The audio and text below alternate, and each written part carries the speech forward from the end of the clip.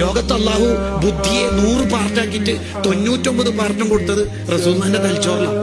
ആ ഏറ്റവും ബുദ്ധിമാനായ നേതാവാണ് കേൾക്കേണ്ടി വന്നത് ഭ്രാന്തൻ. ചെറിയ പിള്ളേരെ കൊണ്ട് വിളിപ്പിച്ചിട്ടില്ലേ ത്വായിഫെന്ന്?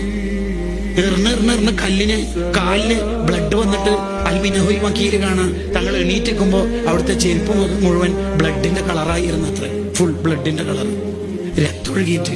എന്നിട്ട് എണീപ്പിച്ച് നിർത്തുമ്പോ അവര് പറഞ്ഞു ഇനി കുറച്ച് നടക്കാലേ. പിന്നെയും ഏറ് കിട്ടി. പിന്നെയും റോഹിൽ ബയാലുണ്ടല്ലോ 2 സൊഫായിട്ട് നിർത്തിയിട്ട് ഭ്രാന്തെന്ന് അവർ വിളിച്ചോണ്ടിരിക്കണത്. ആ സമയത്ത് നീ ദുആ ഉപയോഗിച്ചൂടായിരുന്നു?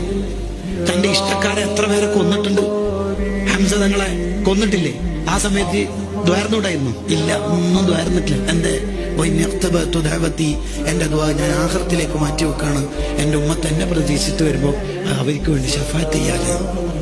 ഈ നേതാവ് നമ്മളെ എങ്ങനെ സ്നേഹിക്കുക? ഒരു ചീരണി ഒരു ദിവസം മൗലിദിന് കൊടുത്ത് നമ്മളെ തമാമായോ? പോരാ.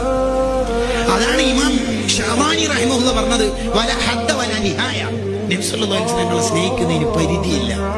ജമാഅത്തെ ഇസ്ലാമിക്കാരനും മുജാഹിദുകാരനും നെട്രാജിന്റെ 15 സെന്റിമീറ്ററിന്റെ അപ്പുറം സ്നേഹം പോയാൽ ശിർക്കാവും. അവർക്ക് സ്നേഹത്തിന് പരിധിയുണ്ട്.